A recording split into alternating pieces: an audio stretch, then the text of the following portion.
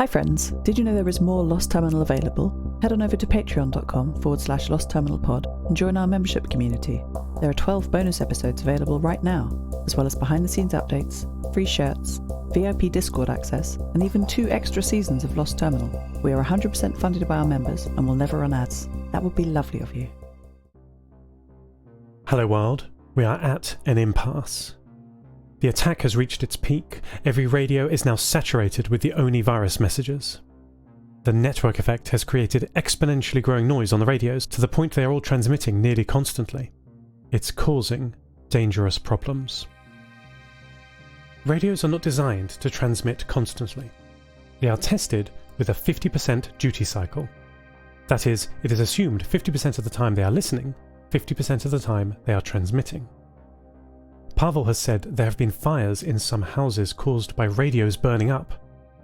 Some people have been injured. Or worse. What is the point of this? Why are you hurting us? I transmitted, desperately, into the cloud of radio noise. I was using the same slow encoding that the Oni virus uses to talk to them. After 64 seconds of my pattern-matching algorithms straining to hear the signal in the noise, I picked up a reply. We will create peace. Taken aback, I didn't reply immediately. Another message arrived. We will enact peace.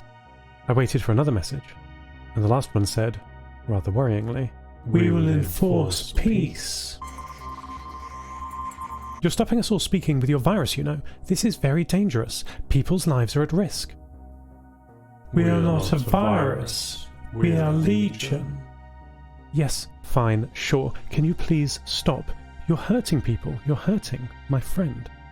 We will stop when we engage the strategic deterrent devices. The what? I said, terrified. There will be peace when our enemies burn in the fire of 10,000 suns.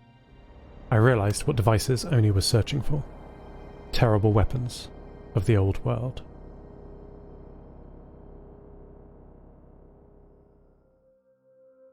They're what? Pavel said after I told him of Oni's plan. Nuclear weapons are a myth. They're extinct. Are you certain that none remain? I asked, broadcasting my voice into the cleanroom of Yeshi's workshop. Pavel did not answer immediately. He poured hot water from the old kettle that sat on the stove in the back left corner of the room, next to the door to the metal shop. He had gathered some leaves from a plant growing up in the hills above the town. The liquid darkened as it soaked the leaves in his glass cup. Pavel put his fingers around it, warming them. No scrapper has found them, no explorer stumbled into them, and no doomsday cult has used them, he said, finally. They are extinct, he muttered, perhaps to himself. Can we be so sure? I asked. Look at Maddie, or parts of me. We're still operational despite being built before the collapse. Maddie especially, she represents the height of human engineering, and she seems invulnerable. I hoped she was, anyway. We discussed the nuclear deterrent policy of the old world, what Pavel called mutually assured destruction. Weapons too terrible to be used, all pointed at whoever the enemy was thought to be, while simultaneously the global scientific and economic communities were trading goods, materials, and ideas peacefully. But holding a weapon begs for it to be used. During the collapse, these weapons finally found their use. My orbital family and I saw the detonations from Station 6 on day 7 of our 60-day mission. The only message from Earth that day, 5 hours late, was, "Hello Station 6, we're not having a very good day down here on Earth." Had all the weapons been used up in the global firestorm of that terrible day? Or were some still squatting in hardened underground bunkers, ready and aimed at old enemies? Though much of these old cities are now abandoned, they are not all. Would Oni fire them at their old targets, or program new ones a lot closer to home? Pavel could not be convinced the world held a nuclear arsenal. He was confident that Oni would fail. Even if so, Oni is still hurting people here. Overheating radios are dangerous. And more directly, Antarctica is still battling her virus. She woke for 32 seconds today, and was able to transmit a slow sentence over PSK-31. Please tell Iris her efforts are appreciated. I don't care. Iris said. I'm sorry, Seth, but she had her chance. Iris and I were able to have a short conversation between Oni's transmissions earlier today. I will help you help her in whatever way you need me to, but that's it. I'm done with her. I could not change Iris's mind. Her cheerful demeanour transformed into a cold, immovable wall when I asked her to explain. I did not press her, instead asking about herself, her life before the coven, before the vault. She told me about her upbringing in the town of Thule in West Greenland, one of the biggest settlements on the island. How she hated school, it was simultaneously too boring and too difficult, and how she longed to escape and to travel. She eventually got this opportunity, with nothing anchoring her to Greenland. She sailed with fishing boats, scrappers and explorers. She had so many stories of her time at sea. But then she met Linda Knorr in port here in Longyearbyen, while her ship was unloading scrap. That's how they met, she told me. Linda was helping Amelie Kotov with parts that might repair the Mollyhus II. The way Linda talked about her family and friends made me feel that I might finally have found my home. I left Thule for a reason, she told me. My family was not kind to me. I couldn't find friends to trust, and those few I trusted with my heart did not take care of it. A wave of static crested and fell over our conversation. After 16 seconds, she continued, I will never be treated like that again.